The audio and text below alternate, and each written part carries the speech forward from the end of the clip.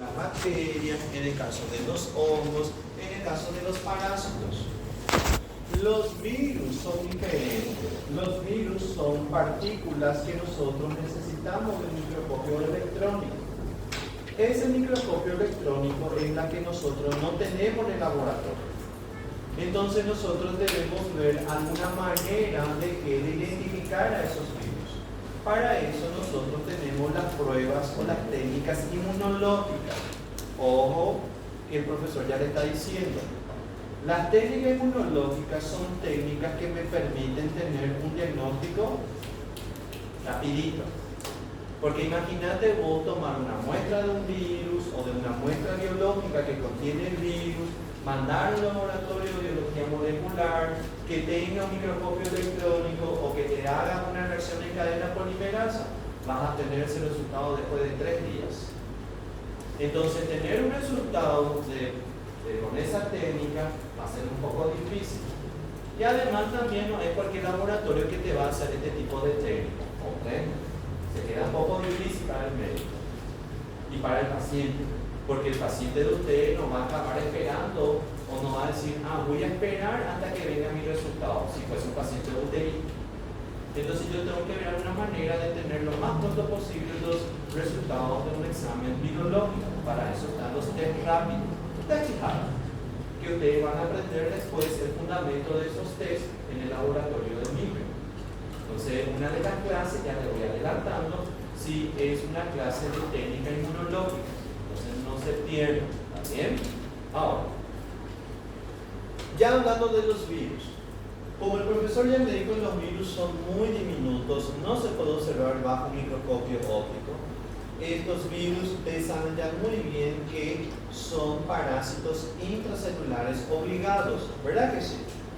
Requiere de una célula hospedera para poder replicarse. Los virus no se reproducen, se replican. El que se reproduce es un ser vivo, gente. Y un ser vivo respira, ¿sí? También se alimenta, también tiene metabolismo propio. O sea, todo lo que yo le acabo de mencionar. Ahora, el virus no se considera un ser vivo. ¿Por qué? Porque carece de organelas. Entonces, cuando hablamos de virus, estamos hablando que se replica. El que dice que se reproduce está mal. ¿Está bien? Y el virus tampoco muere. El virus no muere. El virus se inactiva. ¿Está bien? Tiene que saber a partir del día de hoy. Entonces, si es que se inactiva, ¿se puede volver a activar ese virus? Sí. El virus se puede volver a activar mediante técnicas moleculares. Entonces, tengo que atender mucho cuando yo me estoy refiriendo a los virus. Son parásitos intracelulares obligados. Significa que necesita sí o sí de una célula para poder replicarse. Hace copia fiel, pero para hacer copia fiel va a tener que tomar el control de toda la maquinaria bioquímica de una célula hospedera.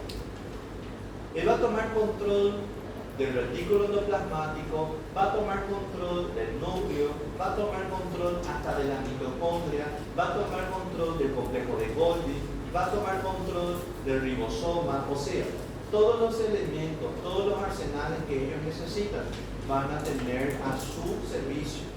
Porque tienen todos los mecanismos para poder sí controlar. Ellos ya vienen preparados. Los virus son, así parece muy sencillo, muy simple, pero al final del cabo, gente, la complejidad ¿dónde está? Está en la replicación. Porque ya vienen preparados sus genes para poder sintetizar proteínas o elementos que ellos requieren para tomar sí, el control de esa célula.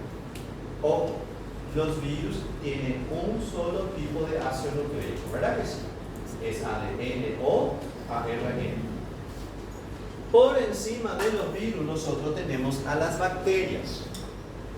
Las bacterias ya son seres vivos. Las bacterias son células procariotas. Ustedes ya saben muy bien la diferencia entre una célula procariota con la célula eucariota, ¿verdad? ¿Cuál es la diferencia? Díganme una diferencia.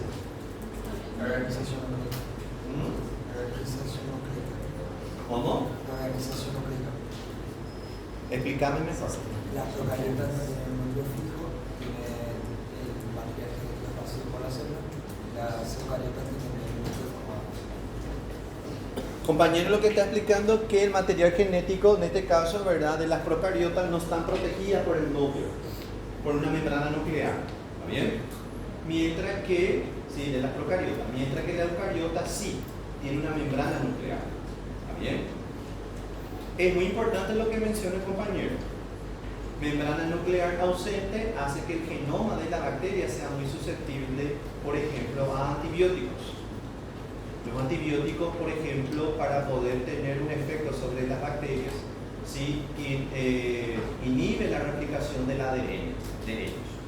Y ellos consiguen fácilmente, ¿por qué? Porque las procariotas no tienen una membrana nuclear, entonces fácilmente pueden llegar a inhibir las polimerasas, ¿se acuerdan? Biología, genética, polimerasas, telomerasas, primasas, ¿verdad? Son todas enzimas que ustedes estudiaron el año pasado, ¿verdad que sí? ¿De quién te hace recordar? Del doctor Basile. Hasta ahora el doctor Basile le están siguiendo ustedes, ¿verdad? Entonces, sí, una diferencia que existe entre las procariotas y la eucariota es la membrana nuclear. Otra diferencia, ¿cuál otra diferencia me puede dar? ¿Cómo? Organela, muy bien. ¿Qué organela, por ejemplo, las procariotas no tienen, pero las eucariotas sí tienen? ¿Cómo? Mitocondria. ¿Cuál es la función de una mitocondria? No entendí nada. Generar energía. Y esa generación de energía se consigue mediante proteínas que se encuentran en la membrana interna de la mitocondria, ¿verdad que sí? Hablaron sobre eso el año pasado. Muy bien. ¿Y la procariota entonces necesita de energía, sí o no? Y nunca se preguntaron cómo consigue energía la procariota. ¿Cómo consigue energía la procariota entonces en este caso si no tiene mitocondria? ¿Cómo? Citosólico. La generación de energía anóxica. Generación de energía anóxica. ¿Dónde están las enzimas? Por el celular. La procariota también necesita energía. ¿Estamos de acuerdo con eso, verdad? Bueno, la procariota sí tiene una partecita de su membrana que se llama mesosoma. ¿Está bien? Eso yo le voy a mostrar más adelante. Pero lo que quiero llegar es que las enzimas que ustedes seguramente, o los complejos de la membrana interna de la mitocondria, ¿sí?, en las procariotas se encuentran en la membrana plasmática, en los mesosomas. A partir de ahí ellos van haciendo la síntesis también de ATP, para que ustedes sepan. ¿Entienden?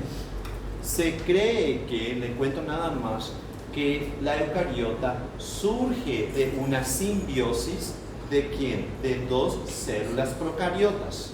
¿Está bien? Para que ustedes sepan. Esa es una teoría. Ahora, otra característica de las procariotas también, en este caso las bacterias, en este caso podemos citar, ¿verdad?, que las procariotas no tienen complejo de Golgi. Ellos no poseen, por ejemplo, retículo endoplasmático. ¿Está bien? Ellos no poseen muchas organelas que una eucariota tiene. Y recuerden, la eucariota es más grande que la procariota. ¿Está bien? Eso no se olvide. Vamos a ver nosotros por qué. Hay bacterias, ya les voy ya contando, si les podemos ver más adelante. Hay bacterias que a un principio se pensaba que eran virus.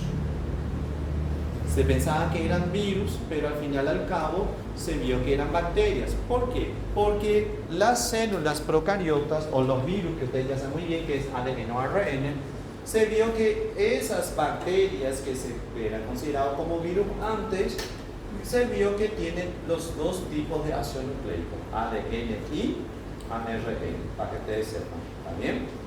También es de importancia médica para nosotros. Eso también vamos a mencionar. Son bacterias atípicas, se le conoce. Por encima de las bacterias están los hongos. Las bacterias normalmente son unicelulares, los hongos son diferentes. los hongos tienen dos formas de vivir. Puede ser unicelular y puede ser pluricelular. Dependiendo del ambiente que se encuentra, ellos pueden tener una forma o la otra forma. ¿Está bien? Ellos son más grandes, son más complejos y también su tipo de reproducción es diferente a las bacterias. Las bacterias se van reproduciendo por fisión binaria. ¿Está bien? Los hongos son diferentes. Ellos tienen una reproducción sexual y también asexual. Él tiene los dos. ¿Sí? Gente, ¿soy yo o se siente calor acá? ¿Quieren que yo mande que coloquen más frío? ¿Sí o no? ¿Sí? Un ratito. Ojalá que me... Depende de ustedes. ¿Sí o no? Levante la mano que dice sí.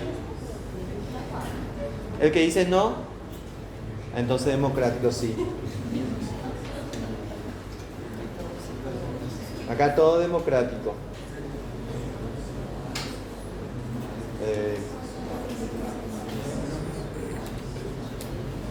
No, estoy cambiando.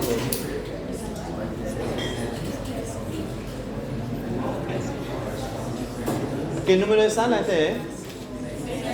37. 27. Hola, Estefania. ¿Será que te podemos dar un dedo para poner algo que sea más frío? En la sección de sala 27. ¿Alguien más? Por favor. Bueno, ahí está. Vamos a esperar un ratito más, un poquitito que ya viene enseguida. ¿Está bien? Vamos. Los hongos también vamos a estudiar y luego tenemos por encima los parásitos. Ojo con el término parásito. Parásito es un término que se puede utilizar en distintos microorganismos, hasta inclusive en los virus. A una bacteria se le puede llamar parásito, a un hongo se puede decir que se vive en forma parasitaria y los virus también se le puede considerar como parásitos. Entonces parásito puede tener varias definiciones. Pero en este caso los parásitos, cuando nosotros vamos a estudiar en microbiología, nosotros vamos a definir o vamos a colocar que son seres vivos que pueden, ¿verdad?, dividirse en protozoarios o también, que este es un unicelular, o también pluricelular llamado helmintos. Acá helmintos, que se le conoce también como gusanos o ustedes también lo llaman como lombriga.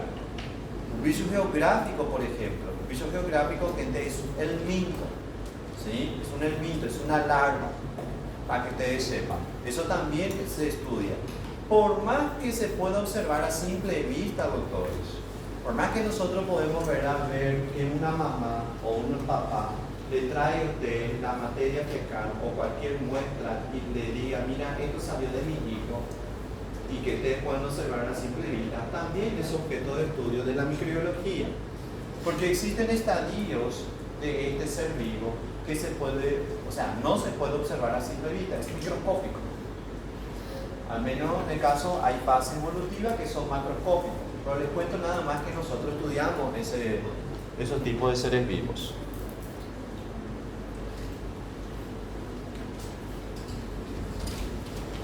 Se siente calor, o sea, sí, es que puede poner un poquito más frío. ¿Qué temperatura está eso? 24.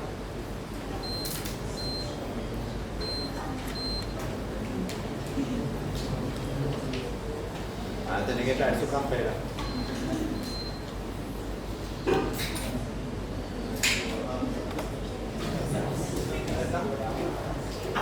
Bueno, vamos, gente. Los virus. Entonces, como ya le dijo el profesor, sí carece de muchos atributos de la célula, incluida la capacidad de multiplicarse. Los virus infectan a cualquier célula, incluidas las células microbianas. Ellos son capaces de infectar células eucariotas y células procariotas. Pueden infectar a distintos tipos de células. Y además también los virus presentan una especificidad.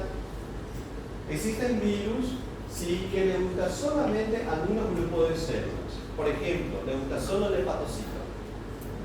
Hay virus que le gustan solo las neuronas. Hay virus que solo le gustan los enterocitos. Y hay virus que tienen una especificidad muy amplia. A eso nosotros le conocemos como tropismo tisular.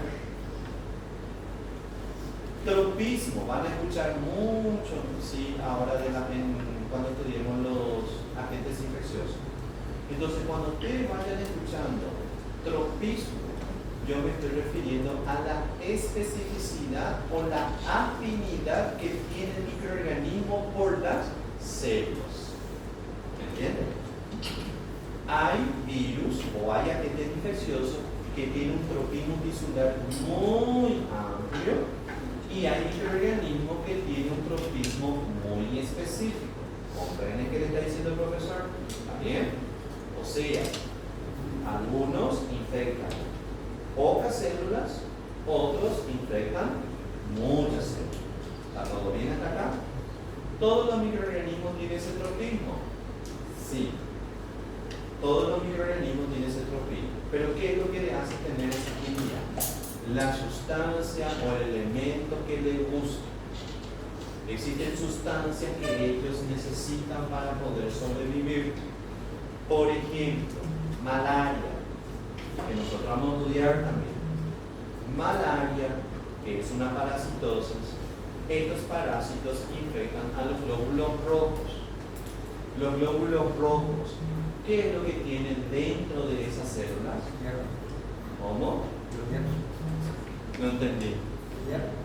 Hierro, pero ¿qué más? Un elemento que el hierro también está asociado a él. Hemoglobina. La hemoglobina es un nutriente, es un alimento esencial para que nuestro parásito pueda sobrevivir. ¿Está bien? Entonces, para que ustedes sepan, ¿verdad? Que nosotros sí nos volvemos tipo un plato de comida para ellos. O sea, ellos nos ven de esa forma. Por eso que ellos prefieren, ¿verdad?, estar dentro de un hospedero que estar fuera. Ellos ven que consiguen sobrevivir con mayor facilidad dentro que afuera. La misma cosa sucede con los gusanos y la misma cosa sucede con los virus. El espectro biológico de los virus refleja la diversidad de las células hospedadoras potenciales, que significa que de acuerdo, ¿verdad?, a su especificidad se puede decir, ¿verdad?, a cuáles células pueden, ¿verdad?, ser infectadas, y la maduración, que sería su replicación, sería el armaje de subunidades. O sea, lo que ellos van a armar son elementos esenciales o partículas que van a necesitar para ¿qué? Para formar a un nuevo virus, ¿sí? O estamos hablando, ¿verdad?, de partículas virales nuevas. Miren, el virus es simple y sencillo, solamente a lo demostrativo nomás lo que le estoy dando a ustedes. Después nosotros vamos a estudiar bien, porque es más complejo, un poquito más complejo de cómo se parece, o sea, cómo parece, ¿verdad? Miren,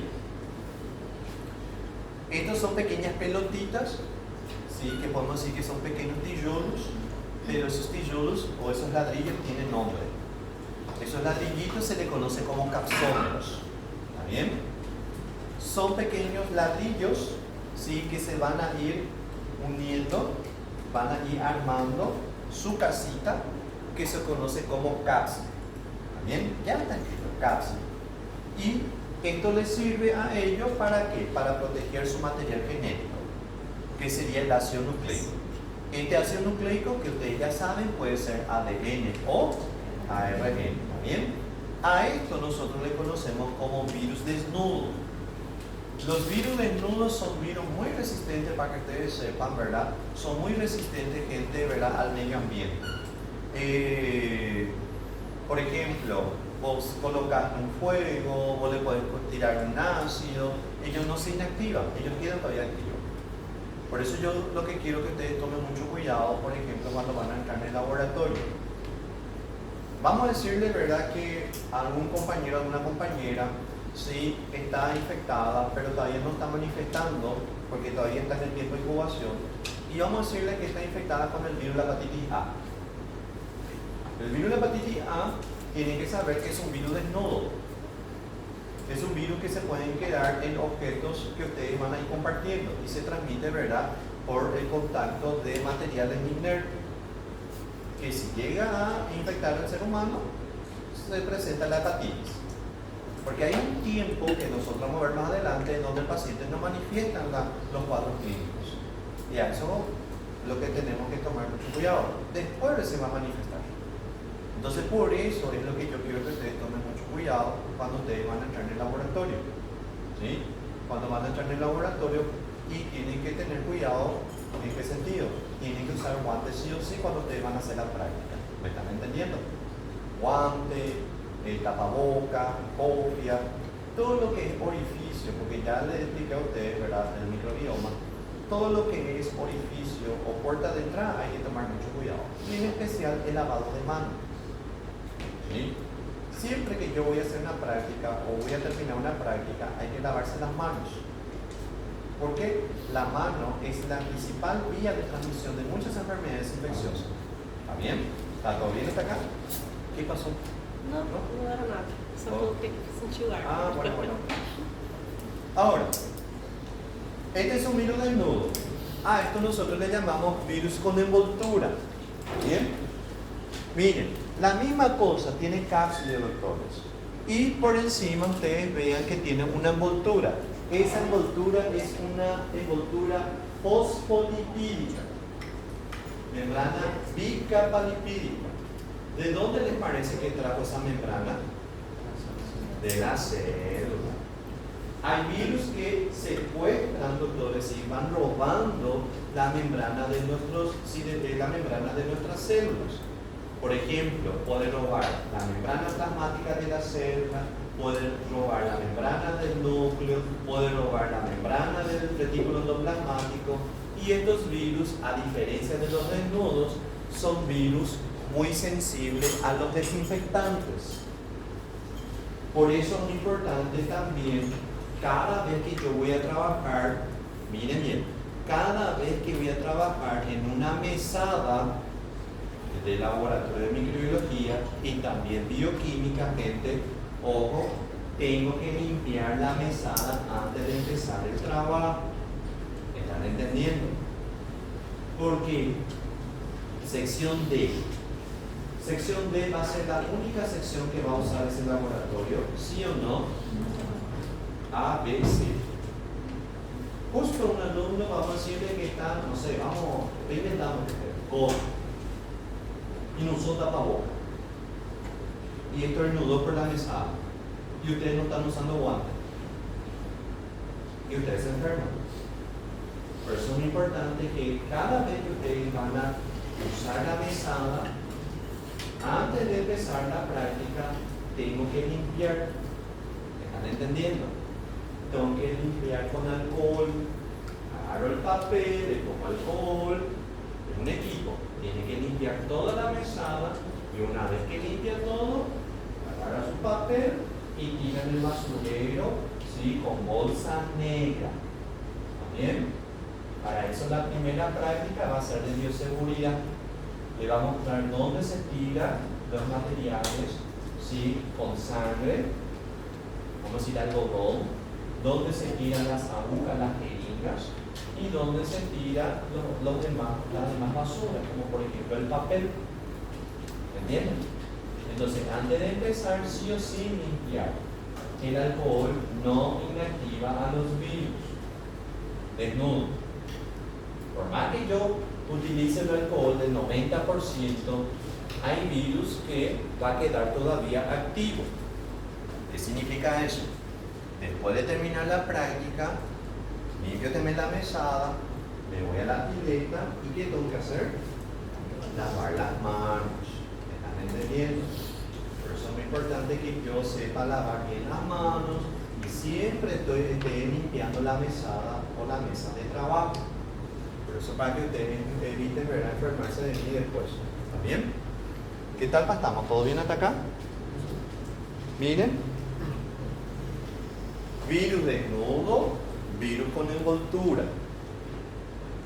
Acá ustedes tienen, por ejemplo, reovirus. Un ejemplo de reovirus son los rotavirus, que causa, por ejemplo, un cuadro diarreico.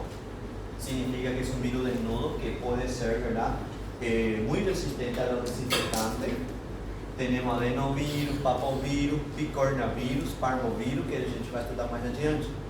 Virus con envoltura. ¿Quieren que le haga? El coronavirus. Significa que es un virus que yo puedo inactivar, ¿sí? ¿Mediante qué? Mediante el uso de desinfectantes, alcohol.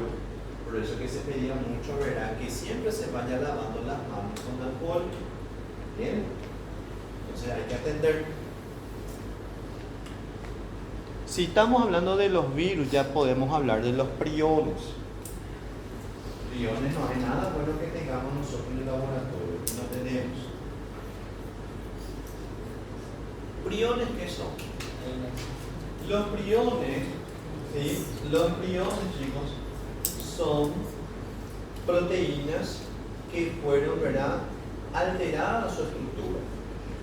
Recuerden que las proteínas, bueno, estos son, ¿verdad?, considerados como agentes víricos lentos, pero recuerden que las proteínas tienen una estructura, ¿sí? Una estructura primaria, ¿se acuerdan de eso?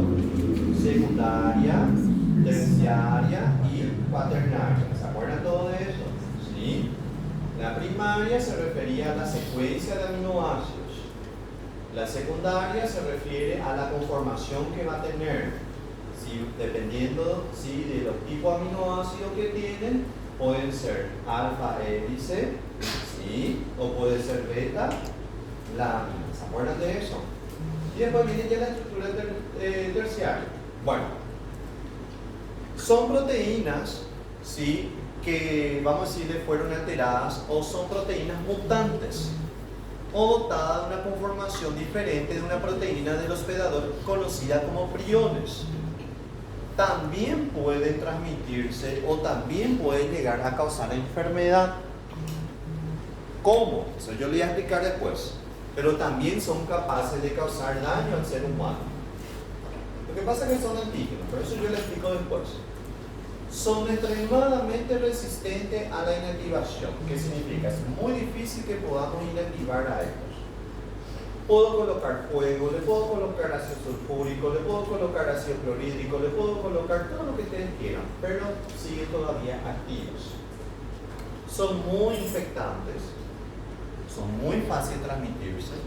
Por ejemplo, se puede transmitir mediante una inyección, trasplante de tejido contaminado, contacto con dispositivos médicos contaminados o también alimentos. ¿Sí? Estos priones, ¿sí?, pueden ser adquiridos de dónde? Se puede adquirir de lo externo y puede causar una respuesta inflamatoria muy intensa, inclusive el paciente acaba muriendo de nosotros. También hay priones endógenos, que vamos a decirle que son hereditarios, que uno puede ver a traer de la genética. Miren, gen, síntesis de una proteína normal.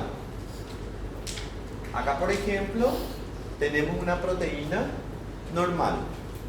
Vamos a decirle que este ser vivo había consumido tejidos infectados, un alimento infectado con prión. Este prión lo que va a hacer es alterar la proteína normal y tornarle en un nuevo prión. Este nuevo prión puede causar una enfermedad llamada encefalopatía espongiforme transmisible. La encefalopatía, ¿qué es? Es una alteración, es un proceso inflamatorio del sistema nervioso central y tiene un nombre. Y ustedes le conocen como la enfermedad de la vaca loca. ¿Llegaron a escuchar la enfermedad de la vaca loca, verdad? Bueno, y eso es lo que nosotros vemos, ¿sí?, en esas vaquitas. Y también el ser humano también puede llegar a desarrollar esa encefalopatía si es que llega a comer la carne de esa vaca. Por eso es muy importante que ustedes sepan que cuando se encuentra una vaca loca, ¿sí?, o una encefalopatía espongiforme, ¿sí?, se sacrifica la vaca y también se sacrifica todas las vaquitas que están a su alrededor y no puede ser comercializada. Recuerden que le dijo el profesor, es muy resistente ¿a quién? Al ácido, es resistente al fuego, es resistente a muchos elementos que creemos que lo van a inactivar, pero no lo inactivan.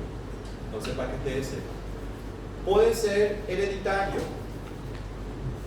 Miren, este gen puede ser un gen alterado o se altera en algún momento y llega a sintetizar a un prión. Y ese prión puede desencadenar también la encefalopatía espongiforme.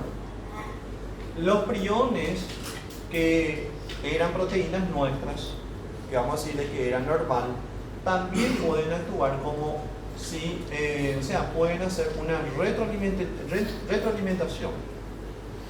¿Qué significa eso? Ellos mismos, que son los nuevos priones, pueden ir alterando a las otras proteínas nuevas también que son hermanitas o que eran hermanitas. No necesariamente tiene que ser un exógeno. La propia proteína que recién se tornó un prión puede ir alterando a las demás. Miren, esta es una proteína normal, este es un prión. Proteína normal, fíjense que tiene hélice. Ya, estamos hablando, ¿verdad?, que tiene esa rotación que ustedes vieron el año pasado. Y estos son láminas, betaláminas, antiparalelas. ¿Sí? Es una conformación diferente. Esto sería un prión y es la que puede causar daño. ¿Cómo puede hacer daño? Eso yo les he explicado a ustedes cuando lleguemos a inmuno, porque tenemos que ir hablando, ¿verdad?, de los antígenos. Miren, allá arriba sería, por ejemplo, ¿sí?, la pelotita verde sería la proteína normal, la pelotita roja sería un prión. Los dos van a encontrarse, se van a enamorar y el verdecito va a decir, bueno, ya no quiero ser normal, quiero tornarme también en un prión. Entonces así va apareciendo diversos priones donde va a desencadenar una respuesta inflamatoria intensa. Miren, acá ustedes tienen las adquiridas, que son, vamos a decir, por los alimentos, distintos tipos de vías, y son algunas enfermedades que pueden provocarse. Allá abajo ustedes tienen los familiares, ahí ustedes tienen la enfermedad, y acá ustedes ven qué es lo que causa. Gente, yo no les voy a cobrar, ya les voy adelantando que yo soy así. Yo no les voy a preguntar esto de las enfermedades. Yo lo que quiero que ustedes me aprendan realmente qué es del prión, la definición y también, ¿verdad?, cuál es su mecanismo. Bien, no se preocupen. Yo en la clase yo les suelo decir a mis alumnos, este crimen si se olvidan en el examen. ¿Qué significa? Que yo voy a preguntar. Si no cae en la primera etapa, cae en el examen final. Si no cae en la primera oportunidad, cae en la segunda. Si no cae en la segunda, en la tercera. Si no cae en la tercera, extraordinario. ¿Están entendiendo? ¿Por qué? Porque va a ser mucha información, gente. Por eso es que yo les pido a ustedes que me presten atención cuando el profesor está hablando. O sea, el centro de atención soy yo, no la compañerita de al lado que esté enfocando que veis fin de semana. ¿Están entendiendo? Entonces acá conmigo van a tener que estar de esa forma. Ahora, cuando quieren conversar entre ustedes en el receso, pero ahora mismo el centro de atención soy yo. Solo escribir, respirar y mirar. Y pensar. Miren, bacterias. Son menores de tamaño, son procariotas, ausencia de la membrana nuclear, como ya dijimos, poseen un solo cromosoma. La célula eucariota tiene varios cromosomas, ¿sí o no? Sí. Muy bien. También es importante que sepamos que tiene un solo cromosoma, porque cambia mucho, muta mucho, varía mucho. Los virus sí que peor todavía. Las bacterias pueden pasar por una alteración o por un defecto genético durante la replicación. Esos defectos genéticos que ya estudiaron el año pasado pueden ser defectos genéticos puntuales o pueden ser defectos genéticos, sí, vamos a decirle, en la estructura del cromosoma. ¿Ustedes se acuerdan de lesión? ¿Se acuerdan de eso? ¿Sí? El otro era... ¿cómo? Deslocación, no recuerdo bien, ¿verdad? Pero eran estructurales. Los puntuales, ¿cuáles serían? El cambio de un nucleótido por otro. Eso genera nuevas especies o puede generar nuevas cepas, que nuevas cepas de bacterias que pueden ser resistentes hacia los antibióticos que nosotros usamos. También durante su replicación del ADN ellos hacen su síntesis y cometen también errores. también corrige, pero hay errores que no se corrigen. Entonces va desencadenando nuevas bacterias que pueden ser resistentes a distintos tipos de antibióticos. Es por eso que a gente tem bacterias que nosotros no podemos eliminar mediante el uso de antibióticos. O sea, estamos hablando de una adaptación por parte de ellos. Obviamente que hay errores que hacen que las bacterias mueran, pero hay errores que le benefician a ellos. Es vamos a decirle, es algo normal de la naturaleza. La adaptación se consigue mediante los errores genéticos. La adaptación también se encuentra en el sistema inmune. Por eso tenemos, ¿verdad?, una inmunidad llamada inmunidad adaptativa, ¿verdad que sí? Entonces también son mutaciones, pero esas mutaciones son controladas. Estas mutaciones no son controladas. Por eso muchos mueren, pero otros no. Entonces por eso que continuamente vemos nuevas formas de atacar o nuevas formas de resistencia. Poseen nucleoide, ellos no tienen nucleolo. Algunas son fotosintéticas, pueden ser aerobias o anaerobias. ¿Qué son aerobias? Depende de oxígeno. ¿Y anaerobia? No del oxígeno, pero depende de sustancias inorgánicas. ¿Para qué? Para actuar como el último sector de electrones, doctores. No, ellos no respiran, ellos respiran. Pero la diferencia está es el elemento, el sustrato que ellos necesitan. ¿Están entendiendo? Eso es muy importante para el cultivo y para hacer diagnóstico de nuestro paciente. Plásmido. Coloquen ahí plásmido su definición. Plásmido, 2 puntos. Material genético extracromosómico. Material genético extracromosómico.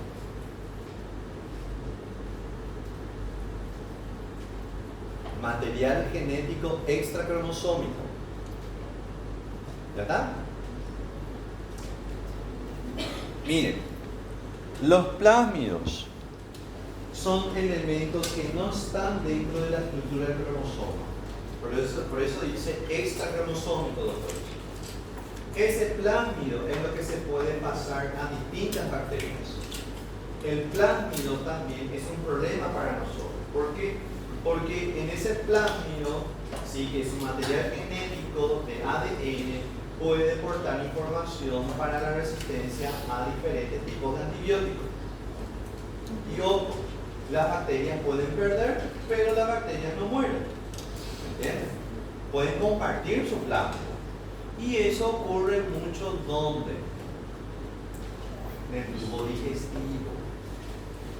Por eso que las bacterias que se encuentran acá en el tubo digestivo nos crean muchos problemas en la hora de tratar a nuestro paciente. Vamos a decirle que viene un paciente de 80 años y usted le quiere utilizar la amoxicilina. Esa amoxicilina no funciona mucho. ¿Por qué? A los 8 años tomó, a los 12 años tomó, a los 15 años tomó, a los 20 años tomó, a los 25, 28, 30, 35, 40 tomó, pero al llegar a los 80 años que tiene una sepsis, que es una infección generalizada por la misma bacteria que le causó un cuadro de diarrea, ya no funciona. Entonces, para que ustedes sepan, el plásmido se comparte mucho entre las enterobacterias. Entero, ¿qué significa entero? Intestino. Entonces aquí estamos hablando de bacterias que se encuentran en el tubo digestivo y son las bacterias principales que causan infecciones intrahospitalarias. ¿Bien? Para que ustedes sepan. Vamos a hablar nosotros de eso más adelante. Pero tienen que saber que aquí hay bacterias que generan muchos problemas para nosotros. ¿Qué le dijo el profesor sobre las bacterias? Las bacterias viven como unicelular, ¿se acuerdan? Pero ellos no pueden vivir de una forma aislada, para que ustedes sepan. Ellos necesitan vivir en sociedades y esas sociedades se les conocen como colonias. Es una cosa que ustedes van a ver en el laboratorio, pessoal. Van a ver en el laboratorio, en las placas de cultivo, que hay colonias y cada colonia se diferencia en color, tamaño, borde y aroma también. ¿Sí? Ellos también, ¿verdad?, son capaces de producir gases. También algunas se caracterizan de eso. Miren, esta es una bacteria. ¿Sí? Esto es un flagelo. ¿Para qué sirve un flagelo? Locomoción. Flagelo es un factor de virulencia. Nosotros definimos qué es virulencia la semana pasada. Sí. ¿Qué es una virulencia? La manera que ataca un microorganismo. ¿Se acuerdan? También la virulencia le sirve ¿de qué? Le sirve para poder evadir al sistema inmune. El flagelo le permite moverse de un lugar para otro y le permite correr de los neutrófilos. No deja que los neutrófilos le puedan capturar. ¿Está bien? El flagelo sí es un mecanismo de virulencia en nuestra bacteria. Miren otro. ¿Vieron esto que parecen pequeños pelitos que aparecen? ¿Verdad? Estos son conocidas como fimbria. Fimbria evita la fagocitosis, inactiva la fagocitosis que hacen los neutrófilos, los macrófagos. Fimbria es capaz de ayudar a la bacteria a adherirse a los tejidos. Fimbria es capaz de causar un daño a la membrana plasmática de las células que quieren utilizar como fuente de alimento. Fimbria, ¿no sería un factor de virulencia? ¿Sí o no? Porque también le permite atacar y evadir. ¿Está bien? Miren. Plásmido. Material genético extra cromosómico. ¿Y quién está acá? El cromosoma. Para que ustedes vean. Son dos cosas diferentes, ¿está bien? Este llega a perder, muere la bacteria, ¿sí o no? No. Si pierde el cromosoma, ¿muere o no? Sí. Este es algo que ellos pueden perder y siguen todavía vivos. Miren. Tamaño, número de cromosoma, membrana nuclear, aparato mitótico, mitocondria, cloroplasto, aparato de Golgi, retículo endoplasmático, lisosoma, ribosoma. Y miren los ribosomas, 70S. ¿Y eucariota?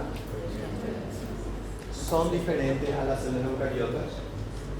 Sí, es importante eso. ¿Por qué? Gracias a eso, los antibióticos que nosotros usamos también tienen un efecto solo en las bacterias ahí. Ya tomaron acitromicina, ¿verdad? Tetraciclina. Muchos de ustedes seguramente ya tomaron los antibióticos, principalmente la acitromicina que toman como agua, ¿verdad? Miren, la acitromicina inhibe la síntesis de proteínas. Entonces las bacterias acaban muriendo en este caso si es que nosotros usamos esa acitromicina, para que ustedes sepan. O sea, todo lo que ustedes estudiaron les permite a ustedes ya aprender lo que es el mecanismo de los antibióticos. Entonces, las células eucariotas y las procariotas se distinguen en ¿qué? Tamaño. En el caso de las eucariotas son más grandes. Y la presencia de organelas especializadas rodeadas por membranas como las mitocondrias. Las células eucariotas componen microorganismos de estudio, de estudio en la microbiología como algas, protozoarios, hongos y mohos, que es una forma pluricelular de los hongos. Las propiedades singulares de los virus los colocan también en un sitio aparte de las criaturas vivientes, y los virus se distinguen de las células de enzimas necesarias para su multiplicación. Ahí habla la diferencia de los virus. Miren los hongos. Los hongos son células eucariotas, ¿se acuerdan? Tienen todas las organelas. Los hongos pueden vivir como unicelular y también pluricelular. Unicelular, un ejemplo, sería la levadura. ¿Está bien?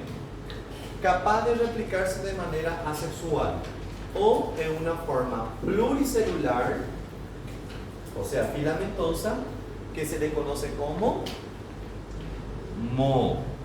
Ustedes en portugués le dicen mo, ¿verdad? Entonces, para que ustedes sepan, ¿verdad? Es una forma pluricelular. O pão, por exemplo. Quando a gente deixa o pão por muito tempo fora, então começa a aparecer verde, ¿verdad? Bueno, ese es el moho. Ese moho sería un hongo, ¿verdad? Que estaba como levadura, ahora pasa a ser filamentoso. En el caso, por ejemplo, de los mohos, son capaces de reproducirse de una manera tanto sexual como sexual. La mayor parte de los hongos existen en forma de levadura o bien en forma de moho. Esos hongos que tienen esas dos formas son conocidos como hongos dimórficos. ¿Está bien? Para que ustedes sepan. Ojo, levadura y filamentosa, que es moho. Parásitos. Nosotros hablamos también de los parásitos, ¿de acuerdo?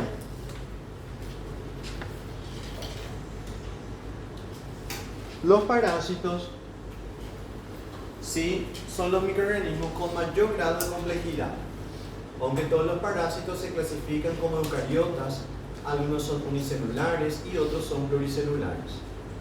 Su tamaño oscila desde protozoarios diminutos de tan solo 45 micrómetros de diámetro hasta platelmintos que pueden llegar a los 10 metros de longitud. Por ejemplo, las solitarias, las tenias. ¿Llegaron a escuchar de tenias? Que pueden llegar a 10 metros, 15 metros, 12 metros. Inclusive también las solitarias del sushi. Si empezó aquí con el sushi, sería bueno que tome un antiparasitario también cada vez que come también. Porque va a que sale alguna cosa por atrás, ¿verdad? Artrópodos, ¿sí? También, ¿verdad? Se estudian. Por ejemplo, las pulgas, garrapatas, mosquitos. ¿Por qué? Porque en parasitología también se va a hablar de vectores biológicos. Vectores biológicos que son los artrópodos que permiten, doctores, a que el parásito vaya pasando de un hospedero a otro. Y esos vectores tenemos que aprender su nombre porque también son formas de transmisión de una enfermedad parasitaria. ¿Entienden? Malaria, por ejemplo, se transmite por un vector, un artrópodo llamado como anófeles. También los virus se transmiten de esa forma. Chagas también. Dengue, Zika, chikungunya, fiebre amarilla. Algunas enfermedades bacterianas también. Entonces tenemos que aprender también los nombres de esos vectores. ¿Por qué? Sí o sí para poder aplicar las estrategias preventivas. ¿Entienden? Los parásitos, nada más para mencionar, porque va a llegar a un punto que hay que estudiar, se caracteriza por la complejidad que se presenta en su evolución. ¿Cómo que complejidad? Hablamos, ¿verdad?, que tienen varias fases evolutivas. Y esto lo hace para poder llegar a la etapa adulta y reproducirse. ¿Bien? Pero vamos a llegar en ese momento, ¿sí? Y van a ver ustedes, ¿verdad?, cuáles son esas fases. Y para llegar a esa fase se requiere de hospederos, que puede ser animal, inclusive el propio ser humano. Miren. De acuerdo a su localización, se puede dividir en ectoparásitos, serían los artrópodos, y tenemos los endoparásitos. ¿Está bien?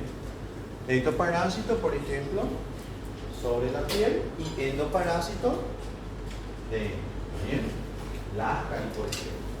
Tricomona, Giardia, podemos hablar de la tenia, que se supone que sería una tenia. ¿Está bien? Y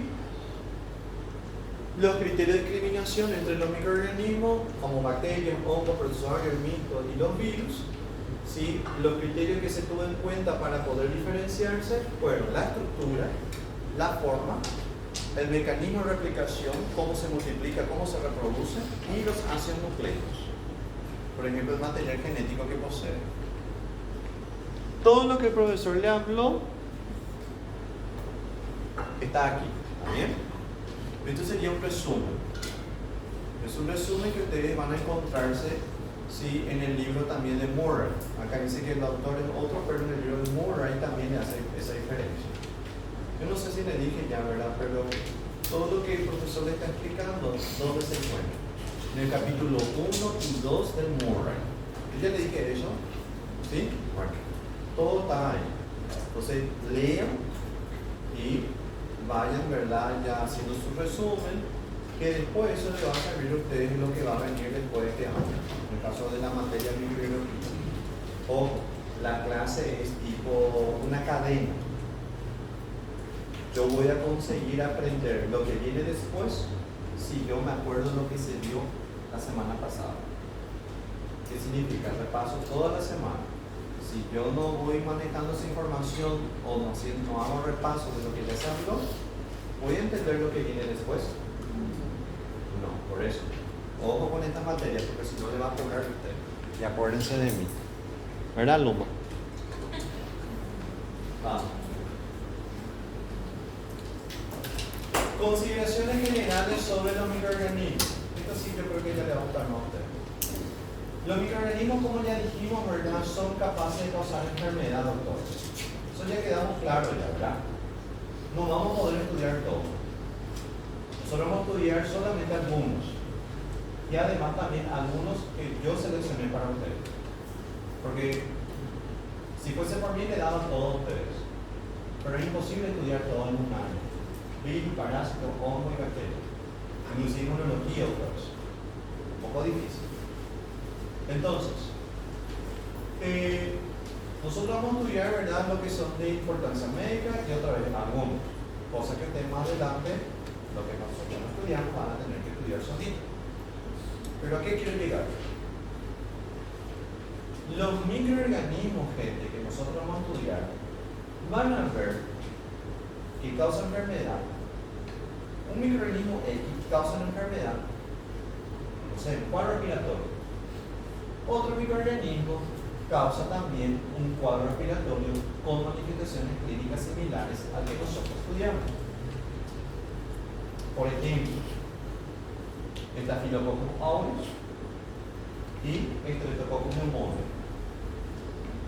Son dos bacterias diferentes que son capaces de causar un cuadro respiratorio. ¿Está bien? Tienen las mismas manifestaciones.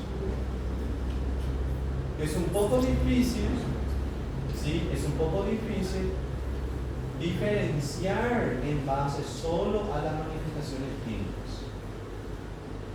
Cierto, la clínica es soberana, pero es soberana cuando yo como médico, ¿sí?, experto, me puedo basar en documentos, ¿sí?, cerrar mi diagnóstico en base a los resultados que obtuve del análisis de mi paciente. ¿Entienden? Yo no puedo cerrar un diagnóstico solo en base a las manifestaciones clínicas. O sea, muchos microorganismos, doctores, pueden causar la misma enfermedad. Entonces, si, no sé, vamos a decirle que yo estoy en urgencia, estoy trabajando o en mi último año en la carrera de medicina, y el profesor o el doctor, lo que sea, el que me está ayudando en mi pasantía, está bien, se va al quirófano porque le tiene que hacer una cirugía a un paciente que vino, porque ya que el cirujano que se encargaba, no sé, vamos a decirle que se ausentó por algún motivo. Y el doctor le dice a usted: mire, doctor, doctora, vos te vas a quedar en urgencia solita, viene un paciente y vas a tener que atender. Justo le toca a usted un sábado y le viene un paciente con un cuadro respiratorio. Y no le pueden molestar al otro doctor porque está haciendo cirugía. No le va a poder dejar a su paciente con el abdomen abierto. Entonces, ¿qué pasa? Viene el paciente, usted la atiende y le pregunta a usted: ¿qué te duele? Doctor, tengo dificultad para respirar. Dime. Doctor, aumenta la frecuencia respiratoria, distrés respiratorio. Tengo catarro. Perfecto. Tiene fiebre. Tiene un dolor, ¿sí? Dolor bien, vamos a decirle, crónico ya, ¿verdad? Positivo significa eso. Entonces, usted en base a la clínica, para que ustedes vean cómo va a salir, sí, que hacen esto. En base a la clínica, bueno, dice, bueno, ¿quién será? Le dice a su paciente, espera un ratito. Se van a la otra sala, agarrar su celular, preguntar a su ChatGPT, qué microorganismo, qué agente infeccioso, si provoca disnea, distrés respiratorio, fiebre alta, catarro. ChatGPT te empieza a decir, esta es una lista de microorganismos, agentes infecciosos que provocan estas manifestaciones clínicas. Parece neumococo, Neisseria meningitis, Staphylococcus aureus, Staphylococcus pyogenes, Escherichia coli, Klebsiella pneumoniae, aparece Acinetobacter baumannii, Candida albicans, hongo otra vez, Histoplasma, Paracoccidioides, Cryptococcus. Y ahí ya ustedes no saben qué van a hacer. Entonces, para que ustedes vean, ¿sí? Hay una lista larga. Entonces, lo que quiero llegar es que ustedes sí sepan que nos va a venir el paciente, punto 3, escrito en una testa, ¿sí? ¿Quién es el agente infeccioso que está, ¿sí?, causando esas manifestaciones clínicas? Por eso es muy importante analizar o pedir o solicitar los estudios de mi paciente, no basarme solo en la clínica, pero ahí también yo tengo que saber qué pedir o para quién pedir, porque de cualquier manera me puede salir una lista de 100 y yo no puedo pedir para 100 microorganismos, ¿me entienden? Vamos a ver nosotros cómo es, pero para que ustedes sepan, muchos microorganismos pueden originar numerosas apariciones, numerosas manifestaciones clínicas. Solo unos pocos doctores pueden causar una enfermedad con una manifestación clínica bien definida. ¿Está bien? Solo unos poquitos. Que escriben que ustedes no me sepan. Ya digo todo ya. Por ejemplo, vamos a tomar como ejemplo el tétano. Clostridium tetani. Tétano. Profesor le pregunta el examen parcial, te cuento nada más. Cita o describe las manifestaciones clínicas, ¿sí?, del tétano. Me pone fiebre. Tétano no tiene fiebre. O me pone cualquier manifestaciones clínicas, pero menos la que yo le estoy pidiendo a ustedes. Entonces yo no puedo llegar a aceptar. Ojo, médico que no sabe las manifestaciones clínicas de una enfermedad con manifestaciones específicas, se le puede decir, se le puede llamar de médico, tiene que saber. ¿Por qué les digo eso? Se van a acordar de mí después. Lo que siempre me andan diciendo cuando termina el examen. No, corregí con cariño. ¿Verdad que sí? Te dicen a todos los profesores de esa manera, corregí con cariño, no tengas mucho odio en tu corazón, por favor. Y vamos a decirle que el profesor le pone, bueno, hoy estoy de buen corazón, déjame que sí. El paciente le parece que va a estar de buen corazón en ese momento. Ahora, ustedes ya saben por qué el profesor me está diciendo que si es el apéndice que tiene que cortar, el apéndice se corta. Si el paciente le dice, o se le dice, se tiene que cortar el dedito de la mano derecha, tiene que ser el dedito de la mano derecha, no la izquierda. O se van a pegar, van a agarrar ese dedo o van a agarrar el apéndice y van a volver a pegar. Cuando van a volver a hacer eso, entonces no se pueden equivocar. El abogado se puede equivocar. ¿Por qué? Puede volver a redactar ese texto. El ingeniero se puede equivocar. ¿Por qué? Puede volver a programar ese programa que está haciendo para nosotros. El contador se puede equivocar, porque puede borrar y volver a sumar. Pero el médico se puede equivocar. ustedes tomaron esta carrera. Entonces tienen que saber que nosotros no podemos borrar un error y volver a hacer lo que estábamos haciendo. Porque el paciente no le va a perdonar, los familiares no le perdonan. Perdiste tu registro que conseguiste por gracias, ¿verdad?, a un estudio de 6 años con tanto esfuerzo, con tantos gastos. Entonces, por eso es importante que ustedes sepan. Se escribe lo que se tiene que escribir. ¿Está bien? Por eso el profesor a veces parece que es un poco malo, ¿verdad? ¿Por qué? Porque yo no quiero que ustedes aprendan. Si no me colocaron las manifestaciones clínicas, lo que tiene que ser, si le hice triada de esa vinca, que yo voy a estudiar, sí, que es triada es 3, los 3 se tienen que escribir. Si yo me acordé de 2, no es triada. ¿Está bien?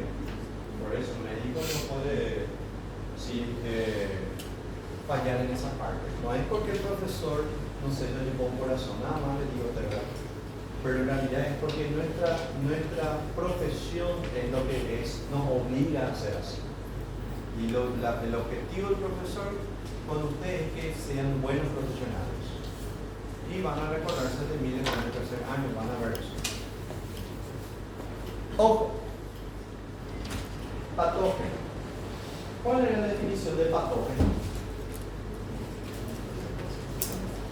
Que es capaz de causar una enfermedad. Existen microorganismos que son patógenos para el ser humano, ¿verdad que sí? Que es capaz de causar enfermedad, ¿sí o no? Sí. Muy bien.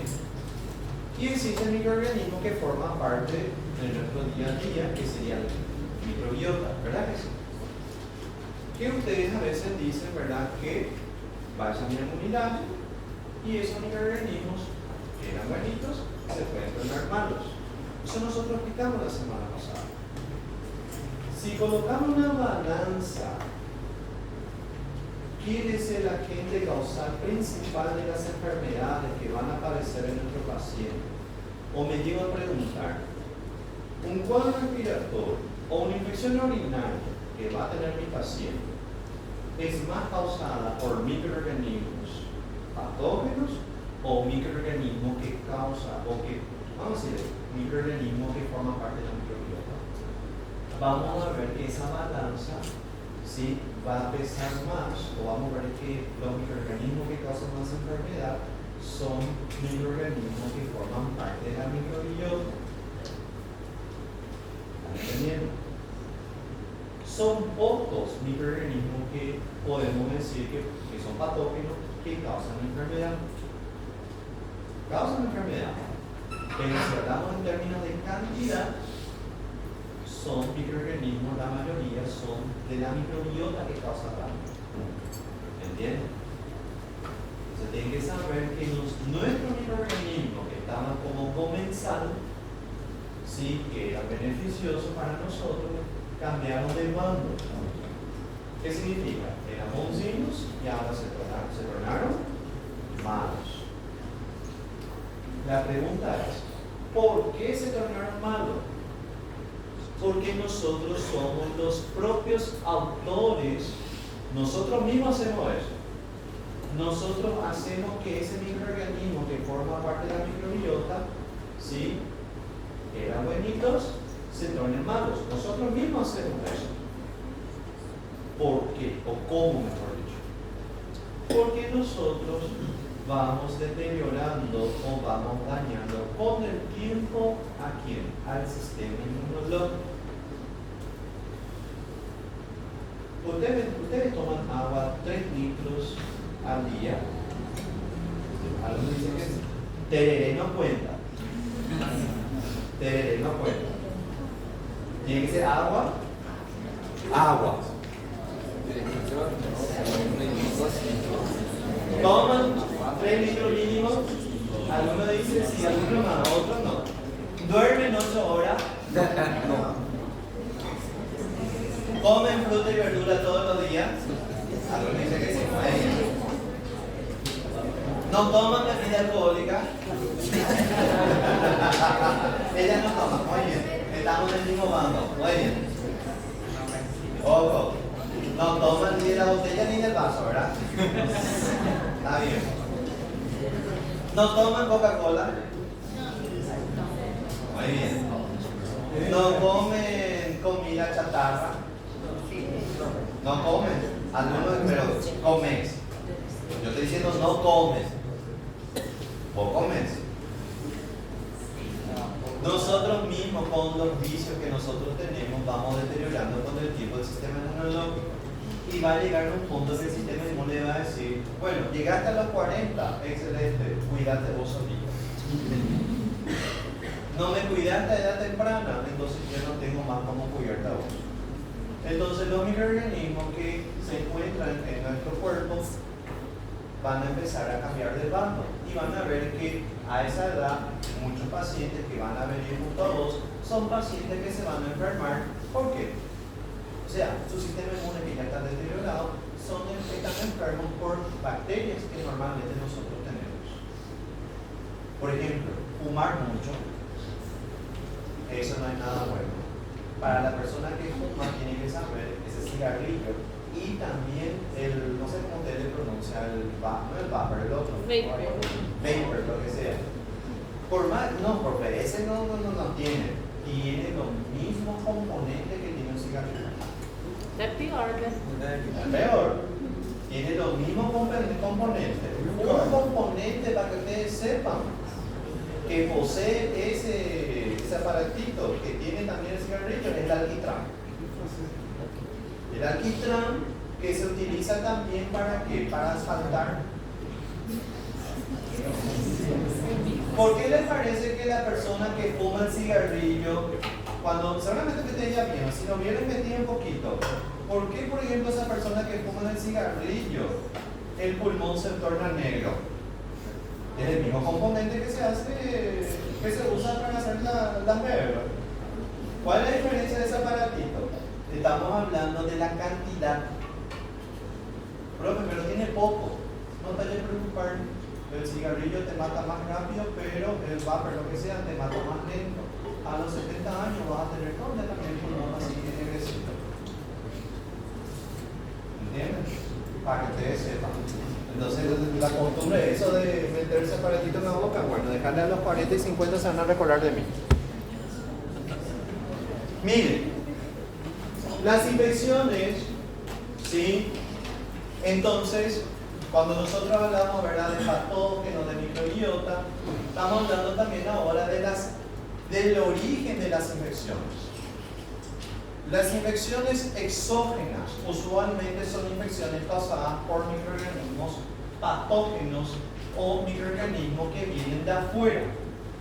Por ejemplo, podemos hablar de Clostridium tetani, podemos hablar inclusive del virus de la gripe, podemos hablar de la Neisseria gonorrea, podemos hablar de un hongo que se llama Coccidioides mitis, podemos hablar de la Entamoeba histolytica.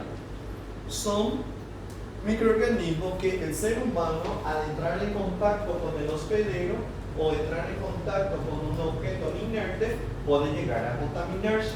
Para que ustedes sepan, viene de afuera. ¿Está bien?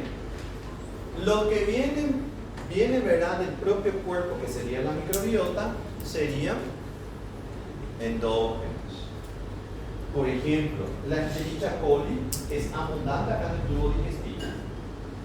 Acá tenemos más Escherichia coli. Todos ustedes tienen, porque forma parte de la microbiota, doctores. Pero la Escherichia coli a veces también puede cambiar de bando y puede causar, que comúnmente causan mujeres, por ejemplo, una infección urinaria. La mujer, por su anatomía, es muy propensa a tener infección urinaria. Es común y peor todavía si es embarazada, para que ustedes sepan. El hombre también puede tener. Pero hablando de probabilidades, la mujer tiene más probabilidades que el hombre. ¿Me están entendiendo? Entonces, para que ustedes sepan, ¿verdad? Un ejemplo, podemos hablar de la Escherichia coli o inclusive de la Staphylococcus epidermidis, que se encuentra en la piel, que puede causar el forúnculo, por ejemplo. Forúnculo sí que será un grano grande, ¿verdad? Sí, es que llegaron a ver. Miren. Entonces, los microorganismos mantienen una interacción con el ser humano. ¿Por qué?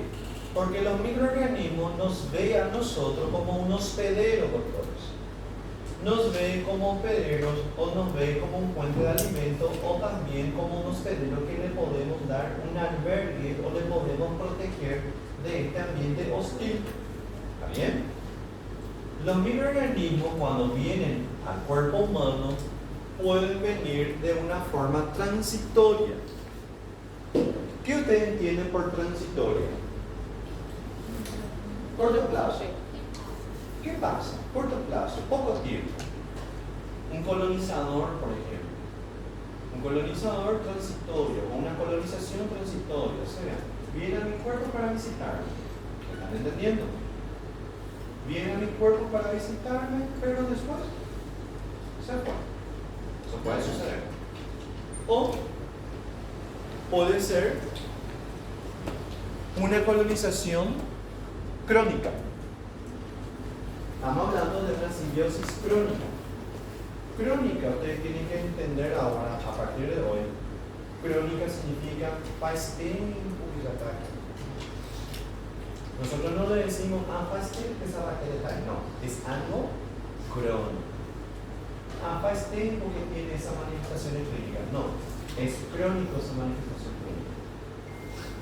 ¿Están entendiendo hasta acá? ¿Sí? Entonces, yo, futuro médico, yo no puedo más decir, faz tempo o hace tiempo. No, crónico. No, hace poco tiempo tú estás teniendo esa manifestación clínica. Poco tiempo entre nosotros, poco tiempo podemos ir a la facultad. Pero cuando hablamos nosotros con médicos, cuando estemos en el hospital, es agudo esa manifestación clínica. ¿Entienden? Agudo, ¿qué significa? Poco tiempo, hace rato, reciente. Si es crónico, hace tiempo, hace mucho. Entonces vamos reemplazando, ¿verdad?, las palabritas con términos técnicos. Ojo, en la colonización transitoria o en la colonización o la relación crónica que mantienen los microorganismos, pueden venir al cuerpo humano y no desarrollar enfermedad, gente. Eso puede suceder. O puede ocurrir lo siguiente también. Puede que el microorganismo venga a mi cuerpo y dice, no, yo vengo con todo, me quiero multiplicar, no me importa el convivir con los demás. Vengo para quedarme y vengo para hacer, ¿sí?, un estrago en el cuerpo humano de ese ser vivo. Entonces, cuando hace ese daño, porque quiere colonizar y quiere atravesar mis barreras, o quiere crecer en zonas estériles, entonces mi paciente, ¿qué es lo que va a presentar? Una enfermedad. ¿Me entienden? O sea, él vino para causar daño. No le interesa nada, la verdad, de convivir con las otras bacterias que forman parte de la microbiota. ¿Qué tal pasamos? ¿Todo bien hasta acá? ¿Sí? Aguante más 15 minutos y le doy receso. Dime. Eu fiquei com uma dúvida sobre os patógenos que são endógenos. Quando eles fazem essa intercambiabilidade, que eles trocam, seria pela quantidade de patógeno que aumenta ou pela carga viral dele, que é mais... O sea, del por qué un buenito pasa a lo malo. Isso. No podemos definir o no podemos decir que existe solo un factor o dos factores que pueden hacer que la microbiota que era buenita que se torne malo. Son varios. Uno, edad. Segundo, podemos hablar de la cantidad, una carga. Hoy dijiste carga viral, pero en realidad no se puede decir carga viral. La cantidad o la carga bacteriana o la carga fúngica, porque el virus no forma parte de la microbiota. Não, quando eu falei carga viral, eu coloquei errado. Bueno, por cantidad, sí. También podemos hablar de enfermedades de base que tiene el paciente. Por ejemplo, una mujer es muy propensa, si una mujer es diabética, es muy propensa que su microbiota se torne mala. Paciente hipertenso, paciente con leucemia, paciente que toma antibióticos, paciente que hace tratamiento de inmunosupresores. ¿Entendés? Y hay una lista larga, Fabián. SIDA, la edad que ya mencioné, cirrosis hepática, hay un montón. Entonces hay una lista larga. ¿Está bien? Graças. Bueno,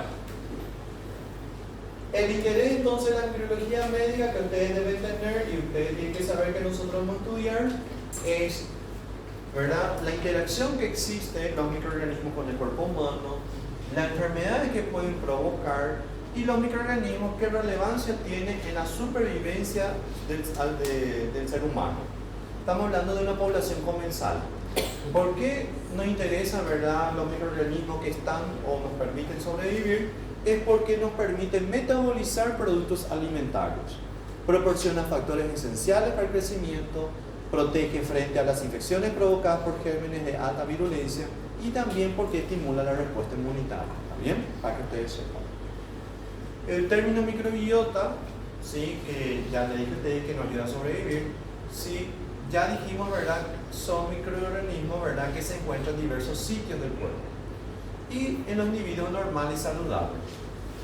Estos son integrantes y el número de representantes que aparecen en el cuerpo humano y aparecen en distintas áreas del cuerpo, que también su composición depende de algunos factores, así como le dije a la compañera. La edad. La edad es un factor que influencia al tipo microbiota que tenemos. Sí, para que entiendan mejor. La microbiota de un niño de 4 años no es idéntico o no es igual a la microbiota de un adolescente de 18 años. La microbiota de un adolescente de 15 años no es lo mismo de un adulto mayor de 80 años. ¿Entienden? La microbiota de una mujer no embarazada es diferente a la microbiota de una mujer embarazada. La microbiota de una persona con leucemia es diferente a la microbiota de la que no tiene leucemia.